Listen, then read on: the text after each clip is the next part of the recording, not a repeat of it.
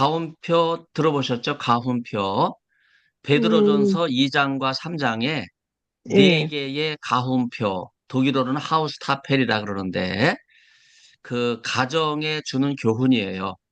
근데 이걸 우리가 좀 새롭게 생각해 봐야 되는데 음, 갑바도기아의 그 고립된 그 박해지, 순교지, 그걸 피한 장소가 가족 단위였다고 하는 거, 가정 중심이었다고 하는 굉장히 음, 중요한 그런 차원이기 때문에 여러분들이 그 음, 점을 좀 염두에 두고 참여하시면 좋을 것 같아요.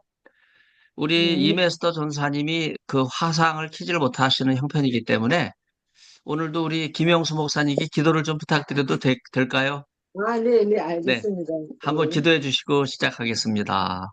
예, 네. 예. 영원토록 찬양을 받으시기 합당한 하나님 아버지, 우리가 주인절 세 번째 주일 예배를 드리고 오늘 또 귀한 종을 통하여 생명의 말씀을 듣게 하시니 감사합니다. 하나님께서 귀하게 사용하시고 이 시대에 영적인 지도자로 부족함이 없는 소위층 교수님을 통하여 저희들의 영혼과 저희들의 삶과 또 귀한 곳에 쓰임 받을 수 있는 복된 은혜를 귀한 채널을 허락하심을 감사를 드립니다. 아멘. 그와 찬미한 노래로 하나님을 기뻐하며 비파와 수금을 깨워 하나님을 찬양하라고 시편 기자가 고백했는데 우리 삶이 그렇게 되기를 원합니다. 하나님이 크신 아멘. 은혜 가운데서 우리가 그런 은혜를 깨달으며 오늘도 귀한 말씀을 통하여 생명의 선신을 통하여 우리 영혼의 소생함을 입고 다시 한번 하늘나라의 비전과 이 땅의 주님의 나라를 세우는데 쓰임받고 나아가는 우리가 될 수 있기를 원합니다. 함께 하신 아멘. 성령 하나님께 진심으로 감사드렸고 예수님 이름으로 감사하며 기도드립니다. 아멘. 아멘. 네, 감사합니다. 아침 햇살같이 밝은 우리 김영수 목사님 귀한 네. 기도가 응답돼서 신년 새해에 우리 모두 하나님께 주시는 은혜가 넘치시기를 바랍니다. 네. 제가 준비한 자료를 공유하겠습니다. 네, 네. 네. 잘 보이시면 한번 네, 잘 보이시죠? 잘 네, 보여요. 예, 감사드립니다. 예.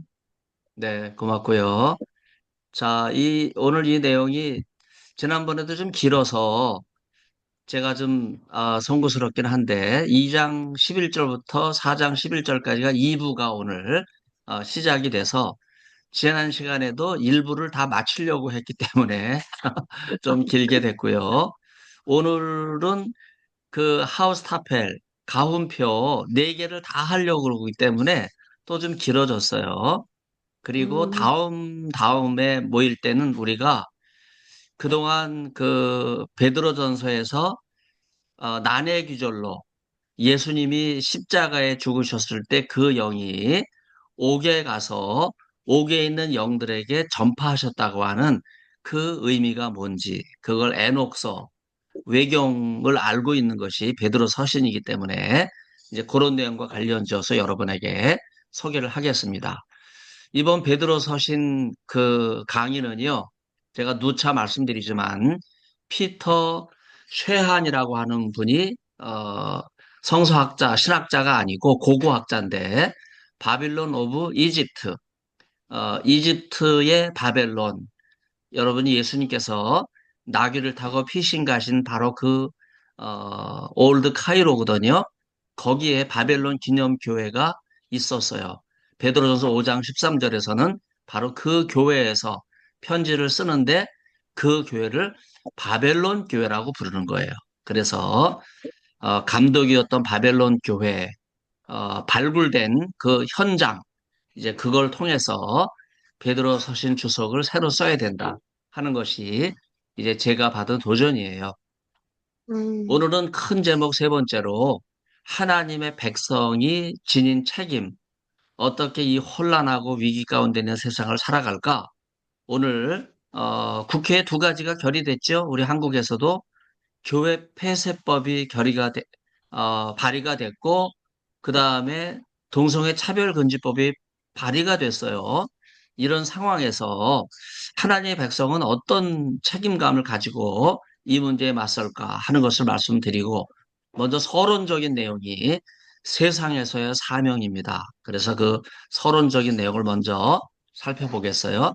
제가 본문을 사역했습니다. 사랑하는 자들아, 내가 외국인과 흩어진 자 같은 너희를 권하노니 영혼을 대항하여 싸우는 육신의 욕망을 금할지니 열방 중에서 너희의 선한 행실을 보임으로써 그렇게 하라. 이는 그들이 너희에게 악을 행한다고 비방하는 일 중에 너희의 선한 일을 봄으로써 그들이 하나님께서 방문하시는 날에 하나님께 영광을 돌리게 하라. 이 말씀 보면 굉장히 희망적이에요. 아무리 위정자들이 악하게 해도 우리가 선하게 하는 거예요. 여러분, 그게 뭐겠습니까? 제가 오늘 강의 준비하면서 굉장히 많이 고민했는데, 그건 기도하는 일이에요. 음, 기도하면 하나님께서 우리의 선한 것을 보시고 우리를 방문하세요. 우리의 기도를 응답해 주십니다. 그때 기도가 응답이 돼서 사람은 할 수 없는 일을 하나님께서 하시기 때문에 악을 행하는 위정자들이 하나님께 영광을 돌리는 그런 날이 올 것이다. 이 얼마나 희망적인 말씀입니까? 이런 희망을 가지고 오늘 이것이 가훈표의 서두에 해당되는 내용이거든요. 그래서 오늘 이 서두부터 시작해서 네 개의 가훈표를 여러분들과 함께 의논하도록 하겠습니다. 먼저 이 서론이요. 2장 11절로 4장 11절까지 제2부의 서론이 되는 거예요. 굉장히 긴 내용의 서두죠. 음, 그리스도인으로서 마땅히 감당해야 될 사명에 대해서, 책임에 대해서 말씀하고 있고, 오늘 이제 서두에 해당되는 11, 12절 보면은요, 이제 13절, 17절 인간의 제도들이 쭉 연거가 되는데, 거기에 순종하라는 것과 우선 직접적으로 연결이 되고 있어요. 그래서 11, 12절은 열방 중에서 그리스도의 행실을 설명하고 13절로 17절은요, 사례 연구라고 볼 수 있는데 여기에서 열방이라는 단어는요, 이방이라고 하는 단어와 구분이 돼요. 이건 어떤 의미냐 하면요, 이방인에게는 유대인이 포함이 안 되잖아요. 근데 열방에는 유대인 포함 이방인이니까. 그래서 음, 모든 민족에게 해당되는 그런 말씀으로 이 열방을 특별히 염두에 두고 있기 때문에 유대인이나 헬라인이나 이방이나 유대인이나 구분 없이 다 하나님 말씀 앞에 네 가지 이제 특색 있는 가훈표를 통해서 말씀하시는 그 내용을 이제 사례 연구 모범적인 내용으로 설명을 드릴 수 있어요. 11절, 12절의 핵심적인 내용은 로마서 12장 21절과 유사하다고 볼 수 있어요. 그 정신이 악에게 지지 말고 선으로 악을 이기라. 여러분, 이것이 하나님의 백성이 가져야 될 세상에서 자세예요. 아무리 여러분 범죄자 이재명 그러면서 우리가 정가 5분까지 이야기하니까 얼마나 악한 사람이에요. 우리는 그의 악행에 대해서는 말을 해야 돼요. 그렇지만은 우리는요, 악에게 지지 말고 선으로 악을 이겨야 되는데 그 비결이 뭘까? 그것은 이 말씀을 잘 듣고 기도함으로써 기도의 선을 쌓는 거예요. 그러다 보면 사람은 하지 못하지만은 하나님께서 극적으로 우리의 기도를 응답하셔서 악을 이길 수 있게 하신다 하는 말씀이에요. 여기서 베드로 사도는요, 바울 서신을 알고 있어요. 그런데 바울 서신을 발췌하고 있는 것이 아니라 직접적으로 갈등 속에 있는 그리스도인들의 상황을 깊이 이해하는 거예요. 그러면서 바울이 27년 동안 지중해 지역에 선교를 하면서 많은 교회와 지역 교회를 목회를 했음에도 불구하고 바울이 해결하지 못한 문제들이 많이 있거든요. 바로 그 문제를 베드로는 바울과 같은 지역 선교사가 아니고 바울이 세운 교회 전체를 감독하는 감독의 입장, 오늘의 총회장의 입장이기 때문에 갈등을 해결하는 방식이 바울과 달라요. 그래서 지역교회 목회자들은 이 갈등 속에서 우왕좌왕 할 수밖에 없는데 감독은요, 오늘의 총회장은 다른 발언과 처신을 하잖아요. 이제 그런 거를 우리가 여기서 배울 수가 있습니다. 11절에서 말하는 육신의 욕망, 누차 제가 베드로 후서를 먼저 공부했고 또 베드로 전서를 지금 공부하는 중에 있는데 무지 속에 있었던 이전의 욕망을 따랐던 삶 이렇게 정의하고 있어요. 무지 알지 못하고 이전의 욕망대로 살았던 삶은 어떤 삶인가? 여러분 지중해 세계의 사람들이 한결같이 이방 우상 신전에 엎드려져 있었어요. 바로 거기에 아데미 신전이 있었고 키벨레 신전이 있었는데 그게 여러분 잘 아시는 바와 같이 쾌락, 인간의 욕망을 중시하는 신들이거든요. 그래서 이 신들에 엎드려진 사람들은요, 남창의 노예가 되고 또 여창의 노예가 돼서 남자는 남자 신도끼리, 여자 공창은 여자 신도끼리 공성애를, 동성애를 행하는 이런 쾌락이 지중해를 휩쓸고 있었는데 이게 육신의 욕망이고 알지 못할 때, 무지할 때는 이런 이전의 욕망을 따라 살았다 이거예요. 그래서 11절은요, 1장 15절에서 이미 언급했던 너희를 거룩하다고 부르시는 이를 따라 사는 거룩한 행실과 삶을 제안하고 있거든요. 그 기억시키는 거예요. 1장의 말씀을 2장이 다시 영혼의 거룩함을 통해서 육신의 욕망을 이길 수 있는 길은 영혼의 거룩함을 따라가는 길이다. 그래서 하나님께서 창조하신 가정의 질서를 회복하는 것이 영혼의 거룩함을 따라가는 것이다. 여러분 이것은요. 하루아침에 이루어지지 않죠. 갑바도기야 여러분 그 가실 때마다 그 고립된 그 수도원과 괴렘의 계곡의 그 많은 수도사들의 그 삶의 모습을 보면서 이들이 여기서 뭘 했을까? 가족 단위로 모여왔는데 이들이 뭘 했을까? 여러분, 기도와 말씀 묵상이에요. 이걸 통해서 그들이 거룩한 삶을 훈련했다고 하는 것을 알 수 있습니다. 자, 그러면 이제 서론적인 말씀을 이제 11, 12절에서 드렸기 때문에 이제는 세상에서의 삶, 3장 12절까지 이제 오늘 하게 될 거고요. 좀 긴 내용이라 이제 부지런히 한번 해보겠어요. 먼저 국가에 대한 첫 번째 가훈표, 이것을 정리한 그 첫 그 신학 용어가 그 독일어로 하우스 타펠이에요. 영어로 이야기하면 하우스 타블렛이라고 하는 표현인데 가훈표, 가정에서 신앙을 어떻게 훈련할 것인가. 특별히 우리가 일반 가정이라고 생각하면 안 되고요. 갑바도기아에 고립되어 있는 환란과 순교를 피한 현장에서 기도하며 말씀을 묵상했던 이 수도원과 같은 가정교회, 이제 그 모습을 염두에 두고 그들에게 권면하고 있는 거예요. 사역을 제가 말씀을 드리겠습니다. 너희는 인간에게 세운 모든 권위자와 최고의 권세자인 황제에게 주를 위하여 너희 자신을 위하여 복종시켜라. 그들은 악행하는 자들에게 징벌하고 선을 행하는 자들에게는 칭찬하기 위하여 하나님께 보내심을 하나님께서 보내신 지도자들이다. 왜냐하면 너희가 선을 행함으로써 무분별한 사람들이 무식한 말을 하지 못하도록 만드는 것이 하나님의 뜻이기 때문이다. 너희는 자유인처럼 살아라.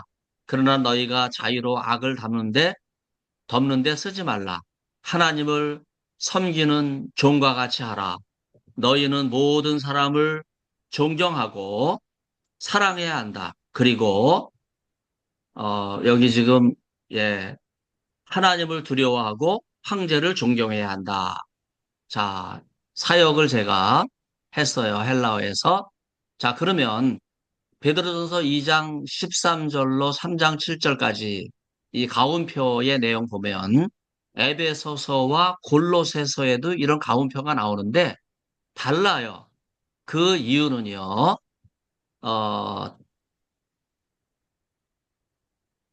애칭성, 상호성이 빠져 있다는 거예요. 서로 연결되는 점이 없고 한쪽에만 일방적으로 하는 골로새 에베소와 다르다 하는 점이고요. 그 다음에 두 번째는요, 통상적으로 가운표로 여겨지지 않는 내용. 예를 들면 황제에 대한 권면, 이거는 가운표와는 다르잖아요. 그렇죠?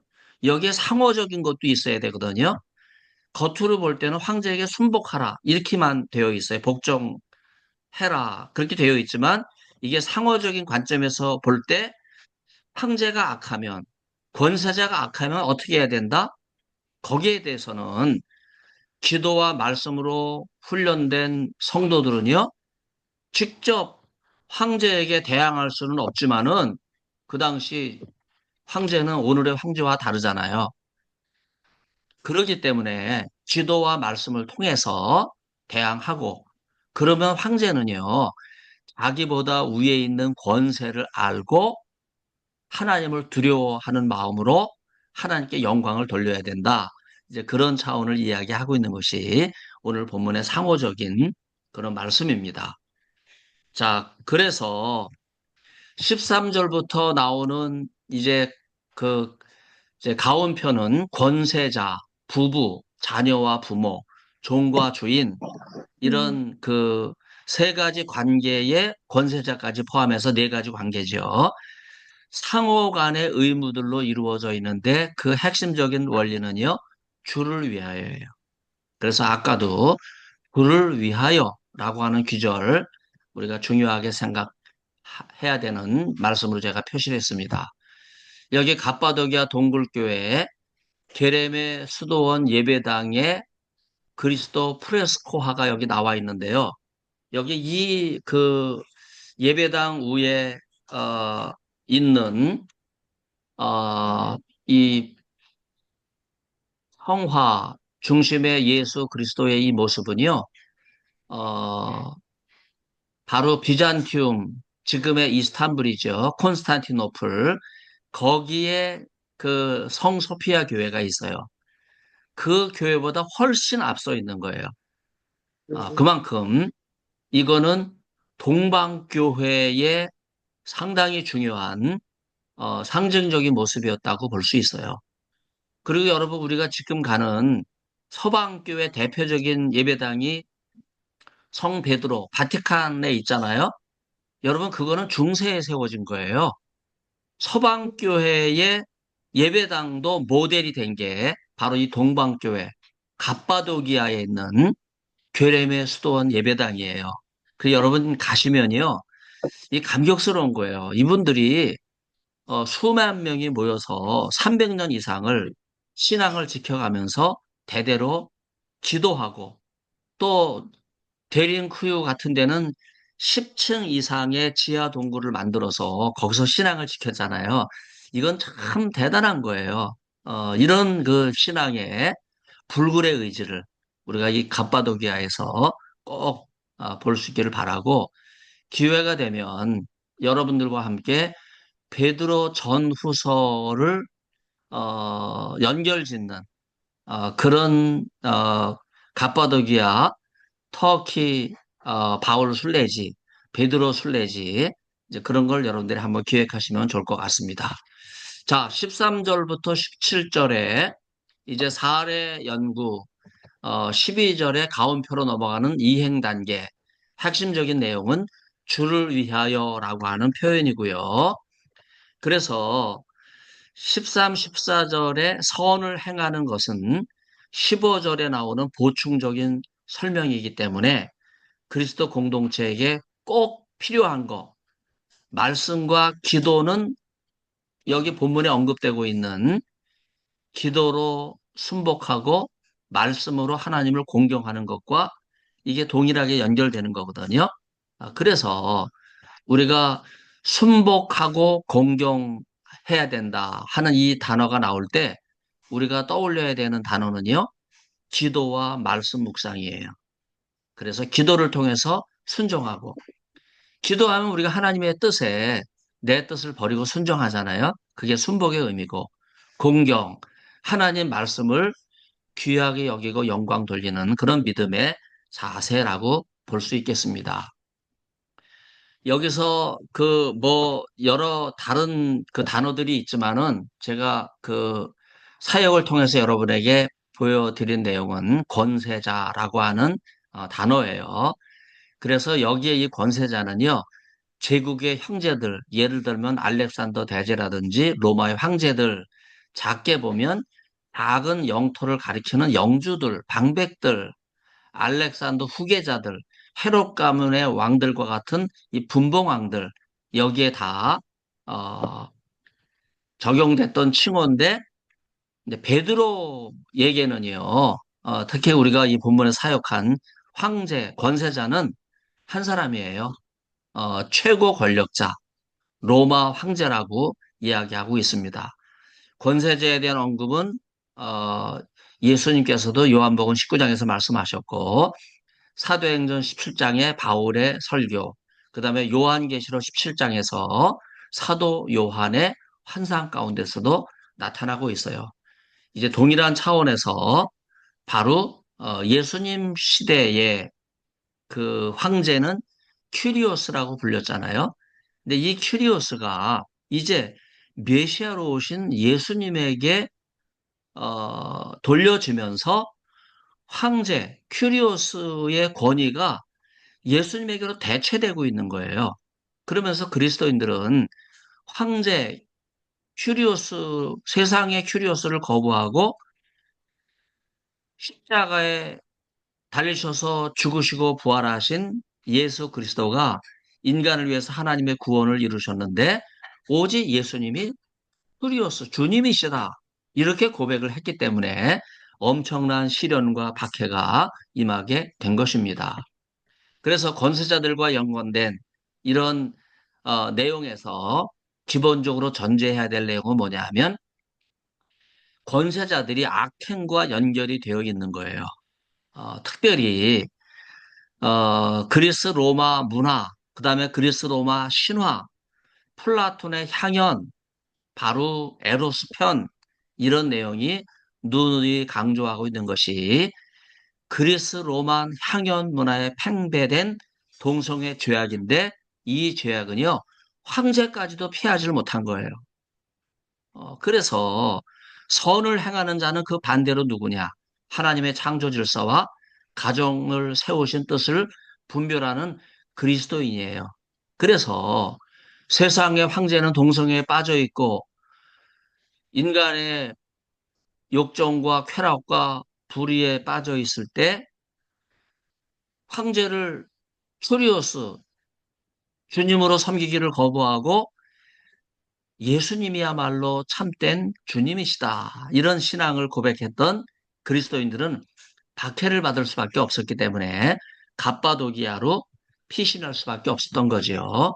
그래서 비방하는 자들, 갑바도기아의 피신간 그리스도인들을 비방하는 자들, 이들을 단 한마디로 사도 바울은 무식한 말이다. 그렇게 이야기해요.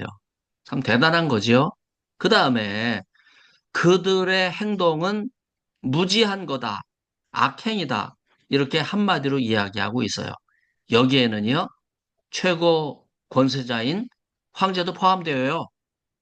여러분, 이재명을 얘기할 때 우리가 대통령보다는 범죄자라는 말을 먼저 떠오르는 게 이게 자기의 죄를 알지도 못하면서 오히려 다른 사람의 죄를 여러분 한국 교회가 무슨 죄가 있어요?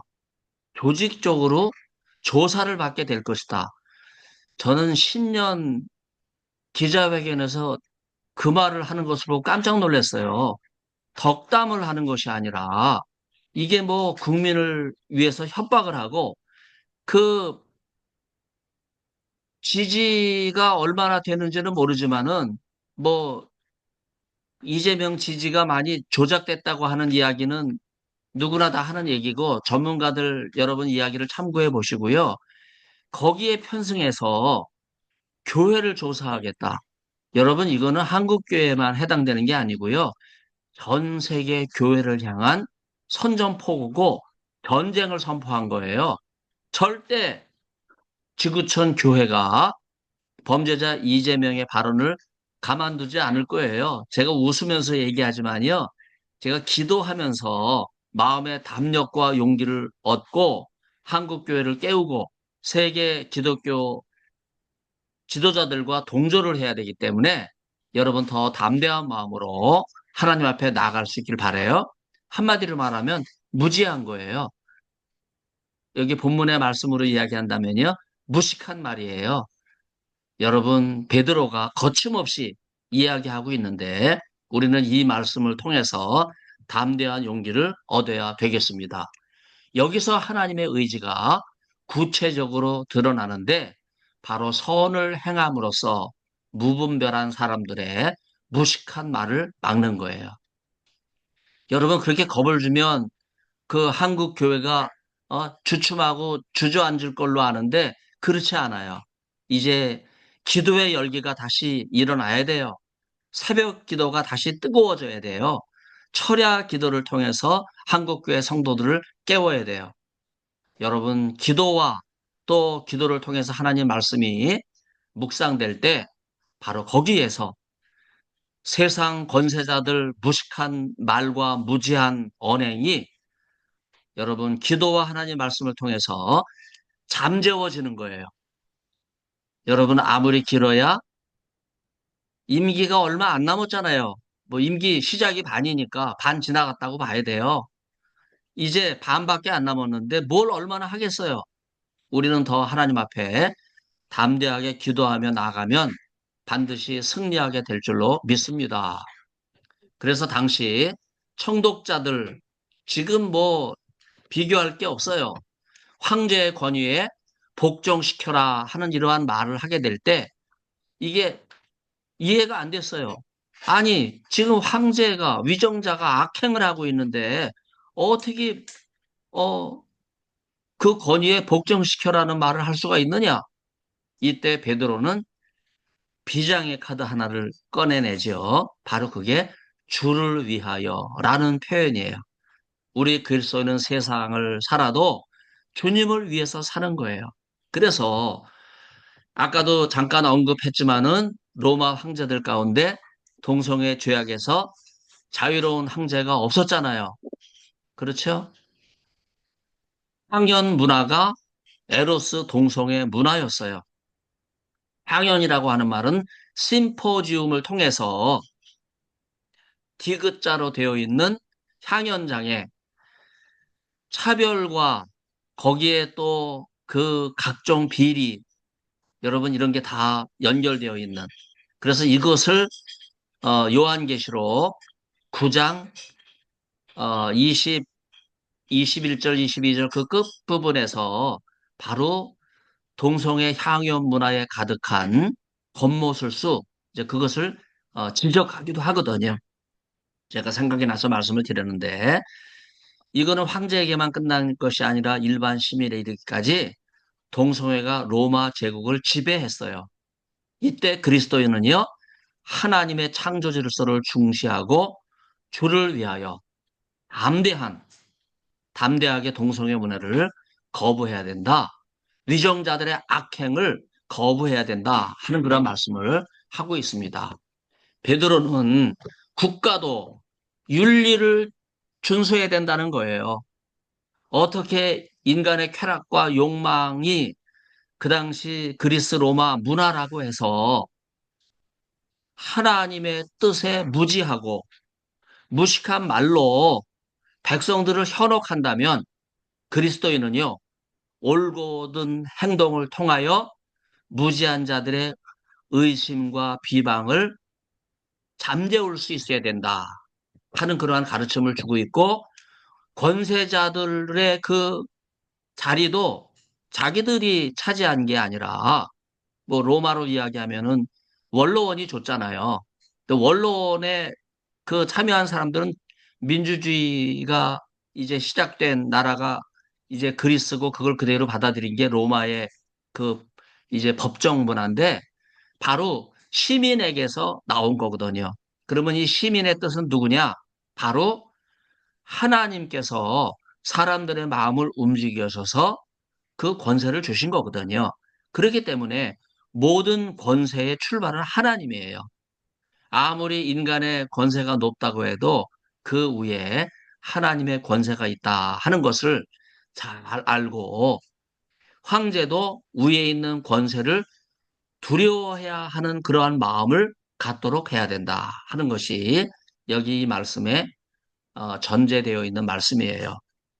자, 그래서 그리스도인은요, 이 하나님께서 주신 그 은혜에 합당하게 살아갈 수밖에 없다 하는 말씀을 하고 있습니다. 그럼에도 불구하고 이 의를 위해서 수고한 이 그리스도인들을 여러분 박해하지 않았습니까? 그래서 갑바도기아까지 이제 숨어 들어갈 수밖에 없는 그런 상황이에요. 이런 상황에서 그리스도인들은 예수님의 십자가를 지는 그런 어, 자세로 그래서 수동적인 어떤 그 태도가 아니라 능동적으로 즐거워하기까지 하면서 고난이 유익한 결과를 가져올 것이라고 하는 그런 확신을 가지고 16, 17절은요, 고난받는 그리스도인에 대해서 권면하고 있는 그런 말씀이에요. 본질적으로 고난이 그리스도인을 속박하는 것이 아니라 오히려 영혼의 즐거움을 주고 감사하게 함으로써 하나님께서 주시는 자유를 누리는 삶을 살아가게 된다 하는 그러한 가르침이에요. 여기에서 그리스도인에게 주어진 자유를 통해서 모든 악행을 덮는 구실로 소극적으로 삼지 말고 오히려 적극적으로 사랑으로 섬기라 하는 이러한 말씀을 하고 있어요. 갈라디아 5장 13절에서 악에게 지지 말고 악으로 이기라고 하는 말씀처럼 자유인과 같이 하라고 하는 그러한 말씀이에요. 그래서 육체의 욕망인 동성애 쾌락 여기에 지지 말고 그래서 지금 그 국회에 다시 이름을 달리해서 계속해서 올라가고 있다가 지금 입법 독재가 한두 가지 우리가 모르는 법안이 어마어마하게 지금 진행되고 있고요. 지금부터 20년 전에 20년이 훨씬 넘었죠. 김대중 대통령 때 여러분 중공에서 온 사람들한테 투표권 준 거 우리가 최근에서야 알게 됐잖아요. 여러분 이것이 사회 문제가 되고 있는데 이걸 다시 고치려고 해도 그 김대중, 노무현, 문재인, 이재명으로 이어지는 이 악한 정권이 자기들의 어떤 다수결, 입법 독재, 다수의 행포를 유지하기 위해서 중공 투표권을 악용하고 있는 이런 상황. 그래서 부정선거 문제까지도 계속 거론되고 있는 것이 아닙니까? 트럼프 대통령이 다보스 포럼에서 최근에 바로 지난주지요. 이 부정선거 문제를 거론을 했어요. 그런데 한국 그 이 신문이나 매스컴이나 TV에서는 이런 반거 언급을 안 하잖아요. 여러분 제가 CNN 그 영어 뉴스를 보기 때문에 알고 있는 내용이지 이걸 모르는 내용 보지 못하면요 알 수 없는 내용이에요. 그래서 지금 동성애를 합법화하는 이런 일이 그리스 로마 2000년 전의 상황으로 한국에 되돌아가서 거대한 동성애 문화가 자리를 잡고 베드로는 이 동성애를 합법화하려고 하는 그 기조에는 인간의 쾌락과 욕망이 있다고 하는 무지에서 비롯된 것이라고 하는 것을 강력하게 거부하고 있어요. 자, 여기 일부러 제가 갑바도기아 그 괴렘의 수도원에 있는 그 식탁, 돌로 양쪽을 잘 해서 식탁을 쫙 만들어 놨잖아요. 여러분, 이거는요, 동성애 향연 문화와 다른 거예요. 거기 그리스 로마 향연 그 심포지움의 교재는요, 폐쇄된 공간이에요. 여러분, 로마의 그 식탁이 이루어지는 향연 문화는 자유롭게 사람들이 들락거리지만요. 그거는 동성애를 위한 폐쇄된 공간이에요. 그러나 여기 갑바도기아 수도원, 누가 봐도 갑바도기아는 신앙을 지키기 위해서 스스로 그 세상을 등지고 어, 어떻게 보면은 고립된 공간이라고 할 수 있는데 그러나 그 안에 들어가면요.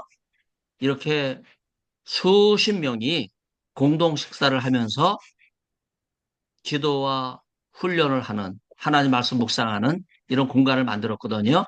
여러분 이거는 우리가 어떻게 이해해야 되냐 하면 단순하게 이게 그 식탁이 아니라 공동체가 공개적으로 일상생활을 했다고 하는 것을 보여주는 거예요. 여러분 동성애는 어디서 생겨요? 폐쇄된 공간에 놓여지면 생기는 거거든요.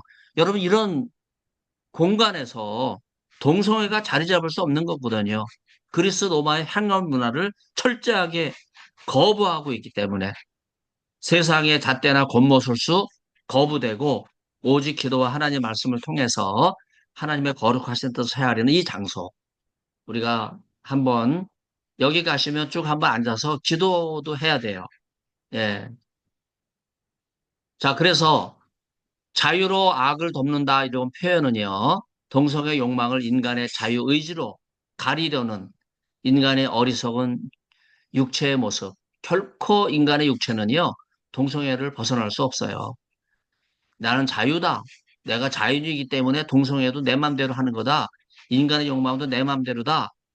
여러분, 악을 덮을 수 없다는 거예요. 자유가 죄악을 덮지 못한다는 거죠.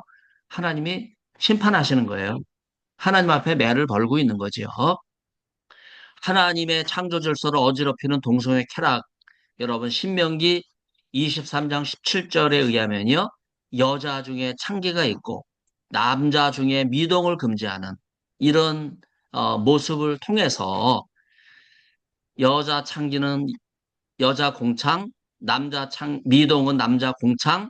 여러분, 그리스 로마 문화에 미소년과 미소녀와 더불어 동성애 쾌락을 누렸던 성인 여성과 성인 남성 이 문화가 신명기 24장 모세 율법에까지 깊이 들어와 있었던 것이 유대인의 타락한 동성애 죄악이에요. 너희는 자유인처럼 살아라고 하는 이러한 말씀은요. 선언문 형식이라고 제가 이야기했어요. 이걸 설명하지 않아요. 제가 주석을 하는 것 자체가 이 뜻을 좀 어떻게 보면 격화시킨다고 볼 수 있어요. 너희는 자유인처럼 살아라 이렇게 선언을 하고 있어요. 이거는요 오늘 우리의 논법과 다르거든요. 이거는 경구입니다. 설교예요. 강력한 선언이에요. 그래서 여러분들이 설교하실 때 이런 선언문을 하나님의 말씀으로 곧바로 설교에 전하셔야 돼요. 그래서 이 설교를 듣는 성도들은 하나님 말씀을 선언할 때 그 말씀이 역사에서 은혜를 받는 거예요. 그걸 설명하고 뭐 미사역으로 꾸미는데 은혜를 받는 게 아니고요. 어제 우리 교회 목사님은 자기가 있었던 영도 그 제1교회 설교하면서 장로들이 멱살을 잡고 싸웠다. 쌈박질을 했다. 이런 얘기를 자꾸 하더라고요. 그 제가 시간을 재보니까요. 한 3분 정도를 그러고 있어요. 그 아까운 설교 시간에. 그러니까 설교 시간이 길어지고 쓸데없는 말에 교인들이 상처받고 있거든요. 왜 하나님 말씀을 던지질 못하고 하나님 말씀을 선언하지를 못하고 왜 이 극단적인 그 자기 경험과 또 가정의 비극적인 이야기, 여동생이 갑자기 죽은 얘기. 여러분, 이런 얘기가 설교 시간에 교인들한테 엄청난 두려움을 주거든요. 은혜를 깨는 거예요. 그걸 몰라요. 그냥 반복적으로 하는 거야. 어떨 땐 그래요. 여러분, 제가 이거 새벽 기도 때 한 얘기인데, 아니면 금요 기도 때 한 얘기인데, 오늘 다시 하겠습니다. 그러면서 또 하는 거예요. 여러분, 하나님 말씀을 전해야 될 목사가 이런 세상적인 경험과 이런 그 무제한 악행에 반복되고 있기 때문에 여러분 세상으로부터 조롱을 당하고 너무나 안타까운 일이죠. 자, 그래서 이 사랑하라는 말, 아가파테, 제가 헬라어가 깨졌기 때문에 다 지웠는데, 여기 뭐 그대로 남아있네요. 이거 예수님 명령을 그대로 여러분, 베드로는 조금도 가감 없이 원수까지도 사랑하라. 그런 심정으로 형제 자매를 사랑하라 하는 이런 말씀을 하고 있어요. 그래서 우리가 이러한 사랑이야말로 동성의 에로스 사랑을 이길 수 있는 아가페 하나님의 사랑이라 하는 것을 깊이 알아야 되고 바로 예수님께서 십자가에서 물과 피를 남김없이 흘리시며 보여주신 것이 하나님의 아가페 사랑입니다. 자, 17절에 제가 헬라어 동사 두 개, 명령형 두 개를 중간에 소개했죠. 티마사테라는 단어와 티마테라고 하는 단어인데 이제 공경하라고 하는 단어예요. 다 명령형인데 이 단어는 티메오 공경하다 혹은 티메 공경이라는 단어에서 나왔는데 17절은요. 티마사테로 시작해서 티마테로 끝나요. 그러면서 두 개의 네 개의 경구를 두 개의 짝으로 맞추면서 형제 자매와 하나님을 사랑하라, 존경하라 하는 그러한 말씀을 하고 있습니다. 향연 문화에서는요, 결코 존경하지 않아요. 돈을 주고 인간의 쾌락을 사는 거잖아요. 그래서 향연 문화가 이루어지는 그 현장에서도 음식의 질이 계급에 따라 달리 나와요. 여러분, 그것이 동성애 향연 문화거든요. 그런데 거기에는 존경이 어디 있어요. 그러나 사도 베드로는요, 티메사테, 티마테 이 단어를 통해서 형제 자매와 하나님을 존경하는 것은 같은 거다 하는 그런 차원에서 연결하고 하나님을 사랑하는 마음으로 이웃을 사랑해야 된다. 상호성을 얘기하는 거예요. 이것이 가온표의 핵심이라고 하는 거.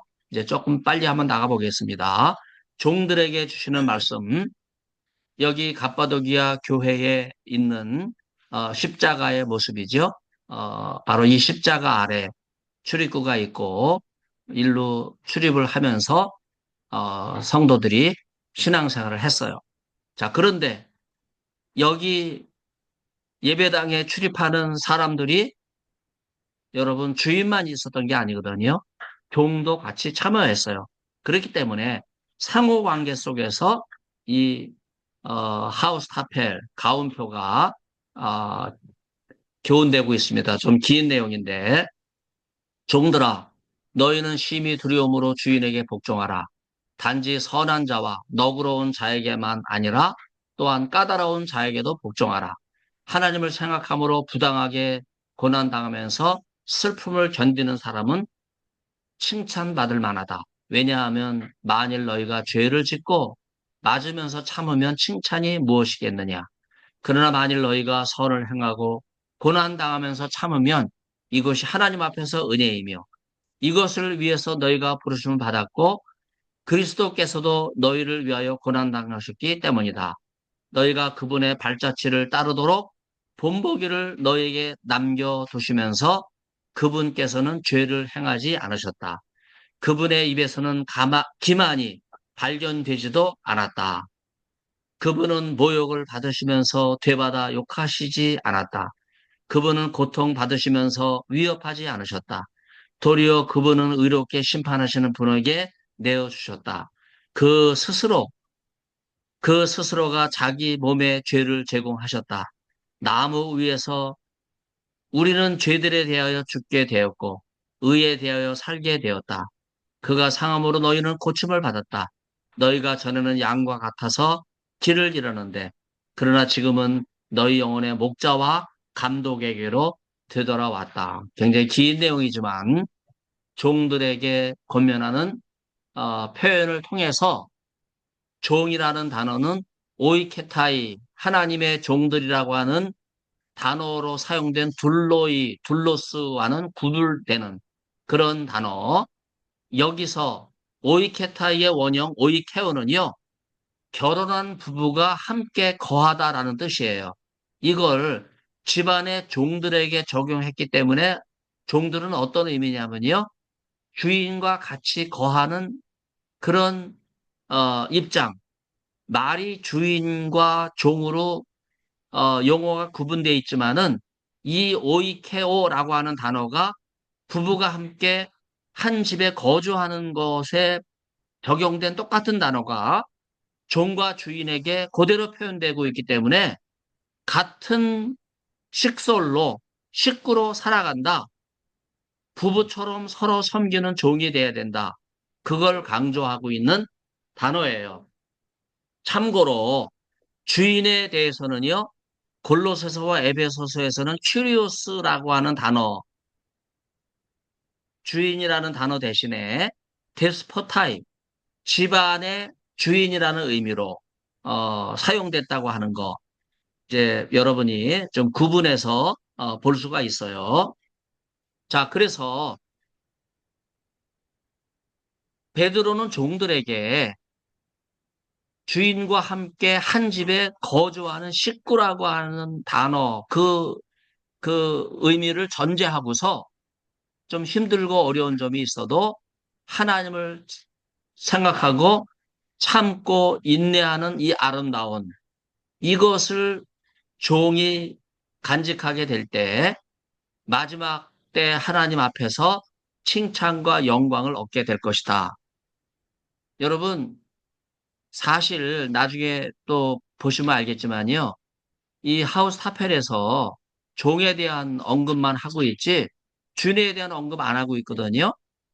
그래서 고난을 참는 이 종의 아름다운 모습이 마지막에는요. 칭찬과 영광으로 나타날 것이다 하는 이 말씀이 종에게만 있기 때문에 주인에 대한 언급이 없으니까 칭찬과 영광은 나중에 주인에게도 없을 거다. 여러분, 그렇게 이해를 해야 돼요. 이제 그런 점에서 주인으로 살아가는 거에는 여러분 나중에 받을 칭찬과 영광이 없어요. 그러나 종으로 살아갈 때는 칭찬과 영광이 있다는 걸 생각하면서 마지막까지 인내하고 참는 것이 우리에게 얼마나 중요한가. 그래서 사도 바울은 로마서 8장 18절에서 현재의 고난은 장차 우리에게 나타날 영광과 비교할 수 없도다. 이렇게 말씀했어요. 제가 이 동성애와 관련돼서 장신대를 생각하면 너무 안타까워요. 왜냐하면 장신대는 역대 나라 위정자들 편에 서서 그들의 정권의 나팔수 역할을 하는 이 어용 성명서는 수없이 발표했어요. 자, 그런데 안타까운 거는요. 여러분, 장신대가 단 한 번도 차별금지법 반대 성명서 발표한 적 없어요. 제가 장신대 교수니까 증명하잖아요. 그거를 발표하려고 준비를 했는데 제 발언에 동의를 안 해줘요. 서계천 교수의 의견을 다 들으셨는데 다른 의견 있으신 분은 말씀해 주세요. 얘기를 안 하는 거예요. 그냥 무산되는. 여러분 이런 일이 장신대 비일비재하게 나타나고 그냥 동성애 반대 성명서 발표 안 한 걸로 그치면 되는데 한 걸음 더 나아가서 강의 때마다 동성애를 옹호를 해요. 정부가 차별금지법 제정하려고 하는 움직임에 대해서 정부 편을 들어서 합법화하는 일에 동조하고 있는 거예요. 여러분 이게 장신대입니다.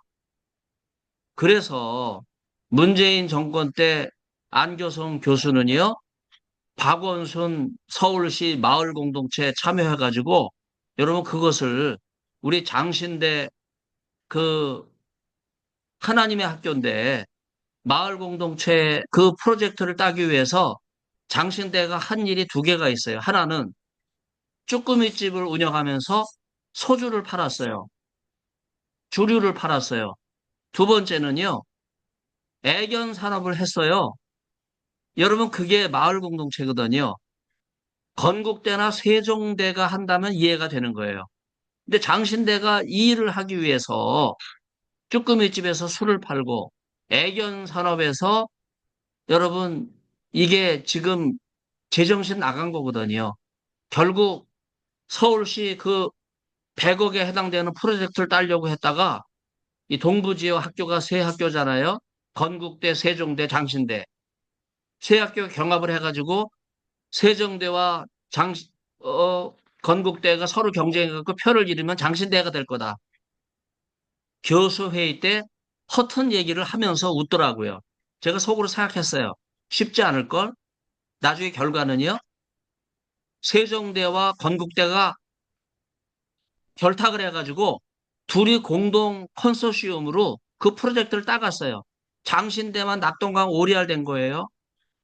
여러분, 이런 움직임이 지금도 장신대에 계속되고 있고, 도시 공동체, 여러분 그 연구소가 뭐예요?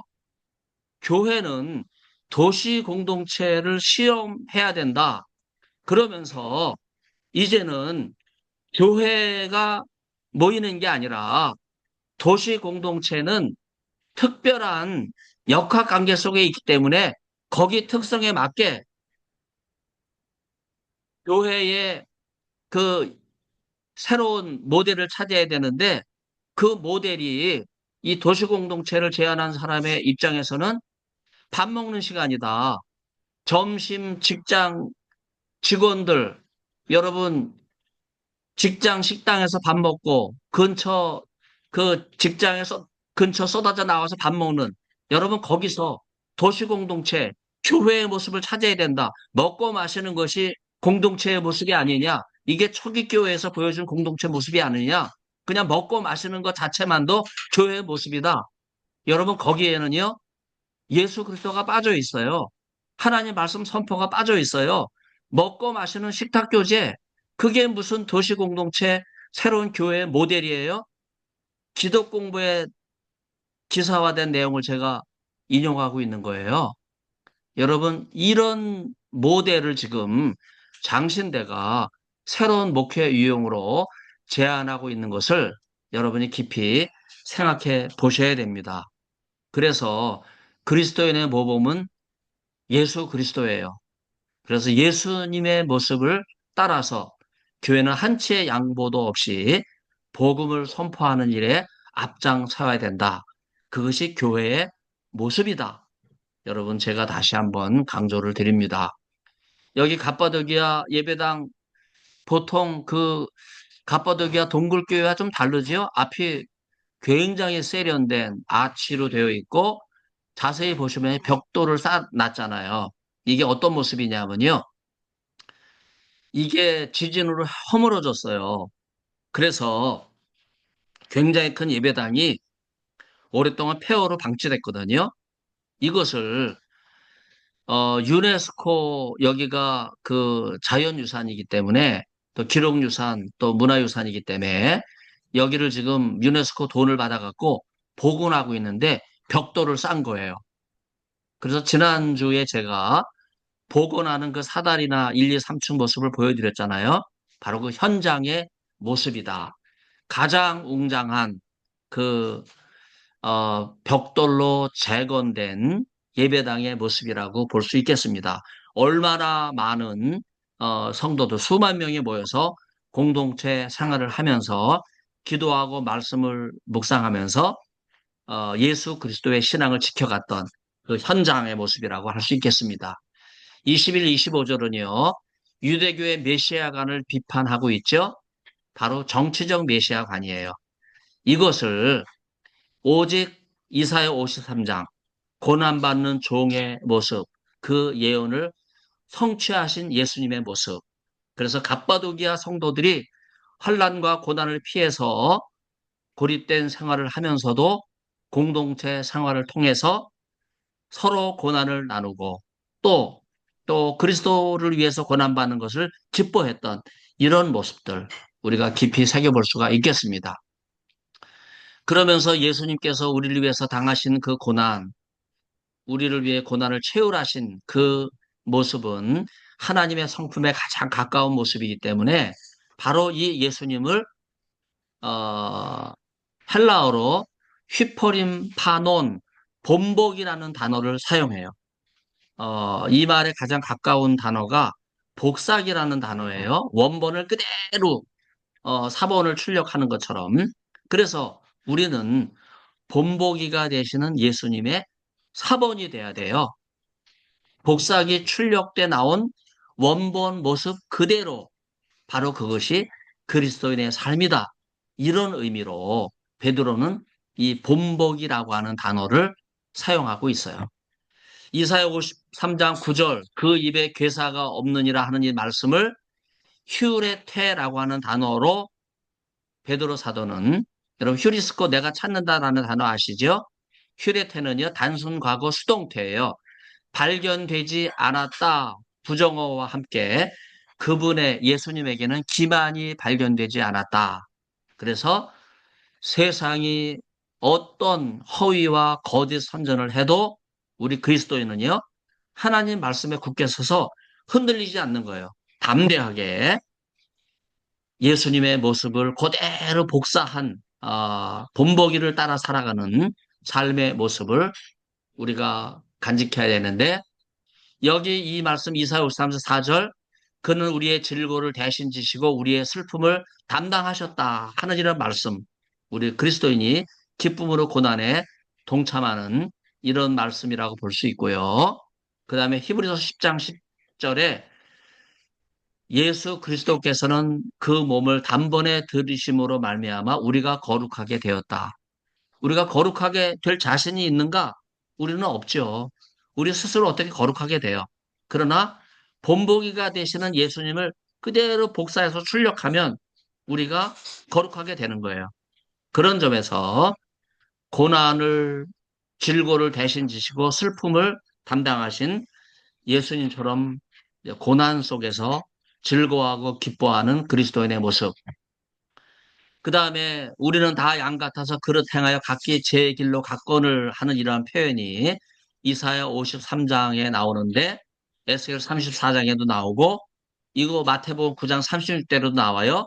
이것을 베드로는 25절에 그대로 연결하면서 목자 없는 양과 같이 고생하며 기진하지만 목자가 아는 거예요. 목자장이신 예수님이 아는 거죠.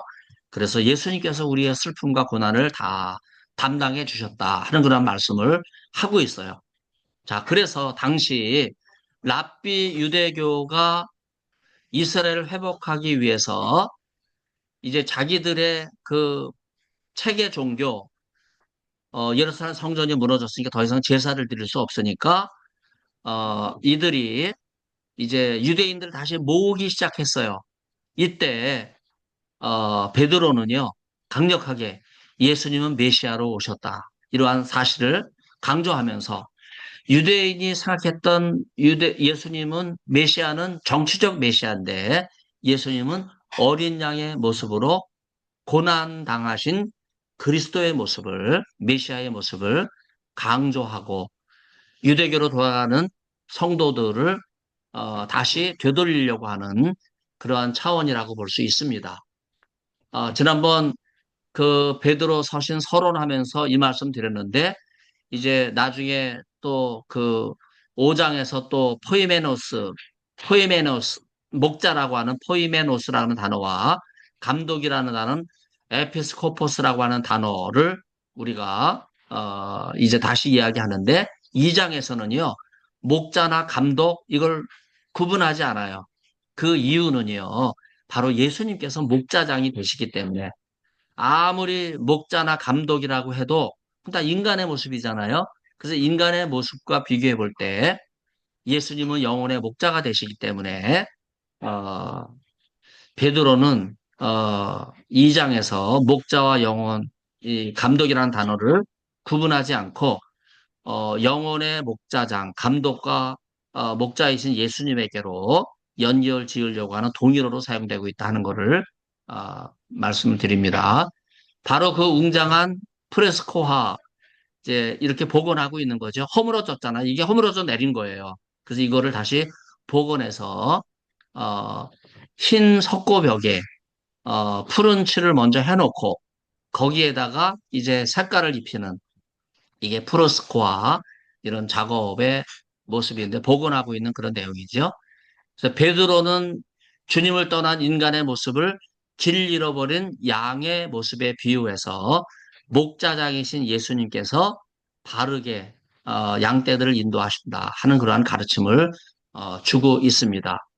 그래서 18절의 종들이 한 가정에서 가족처럼 주인과 지내는 이런 사실을 상기하면서도 그러나 신분에는 차이가 있다고 하는 사실을 어, 강조하고 있어요. 어, 그래서 우리가 교회에서도 많은 사람들이 자칫 잘못하면 영적인 교만에 빠져서 교인들끼리 서로 존경하고 사랑하는 이런 마음을 잃어버릴 수가 있거든요. 바로 어제 우리 교회 목사님이 그 자기가 그 30년 가까이 머무남았던 그 교회 장로들 욕하면서 나는 그 설교 들을 때 아이고 영도 교회 땅끝 교회 이름 바꿨지만은 그 교회 장들이 이 설교를 들으면 다 어, 상처받겠구나 하는 마음이 들었어요. 멱살을 잡고 쌈박질을 한다고 하는 말을 자꾸 하는 거예요. 너무나 답답해가지고 제가 이거 참 우리가 목사님을 내 친구지만은 동기지만 잘못 구해도 너무 잘못 구했구나 하는 그런 안타까움이 지금도 계속되고 있어요. 여러분 목사는요. 참고로 말씀드리면 고린도서 4장의 말씀처럼 끄트머리 종이에요. 끄트머리 이 휘페레테스라고 하는 이 단어는요. 배 밑바닥에서 노젓는 종이거든요. 그것도 그 배너 영화를 보면 탁구에 채여서 노를 젓잖아요. 배가 침몰되면 같이 죽는 게 이게 종의 모습인데 여러분 큰 교회 목사가 됐다고 해서 영어와 존귀로 관을 쓰고 천국에서도 그럴 줄 알고 영적으로 교만하면 안 됩니다. 사도 바울의 이 고린도서 4장의 말씀을 기억하고 배 밑바닥에 언제 죽을지 모르는 종이다. 이렇게 생각하면서 정말 끄트머리, 만물의 찢기와 같다. 세상의 더러운 것과 같다. 여러분 이런 이야기를 어, 우리가 할 수 있어야 돼요. 그때 우리는 주님의 긍휼하심을 받게 되죠. 자, 아마 시간상 좀 3장 그 부부 제가 다 가려고 그랬는데 이 오늘은 그냥 2개만 해야 될 것 같아요. 지금 우리 식구들이 들어와 가지고 밥을 다 차려놓고 저를 기다리고 있기 때문에 네, 그렇게 진행을 좀 못하는데 여러분 좀 양해해 주시고 3장 네, 1절부터 다음 주에 하도록 그렇게 하겠습니다. 시간도 네, 1시간이 됐기 때문에 네, 감사드립니다. 늘 변함없이 네, 하나님 말씀 감사합니다. 사랑해 주시고 또 한국교회를 위해서 기도해 주신 여러분 새해 또 복 많이 받으시고요. 9장 지나고 나서 다시 네, 연락할 때 그때 만나도록 그렇게 하겠습니다. 네, 네, 감사합니다. 감사합니다. 네, 네, 감사합니다. 네, 안녕히 계세요. 갑자기 끝내게 네, 돼서 네, 괜찮습니다. 죄송합니다. 네, 네, 잘 네, 다녀오세요. 네, 잘 다녀올게요. 네. 감사합니다. 네.